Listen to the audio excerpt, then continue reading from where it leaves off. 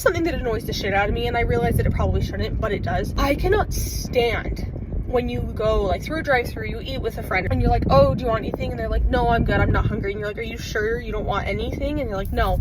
And then yours comes, and like a couple bites in, they're like, oh, can I have a bite? And you're like, no, you cannot have a bite, because I literally just asked you and you just said no. And it just feels so annoying. And I realize that I sound like a 2-year-old in a classroom who won't share their toys. I realize that. Even worse than that, if we're on this theme, is when you're in like a group setting for like dinner. You ask them and you're like, oh, what are you gonna get? And they're like, nothing, I'll just have a bite of everybody else's, or I'll just have some of what everyone else gets. And it's like, no, you won't. When did you make that assumption that that was something you can do?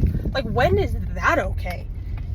If you want to be like, oh, hey, do you want to share a couple things, or do you want to share this? It's like, yeah, that's fine. But to just assume that everybody wants to give you some of theirs so that you don't have to order something, it drives me insane. Anybody else have annoyances that annoy the shit out of them that shouldn't?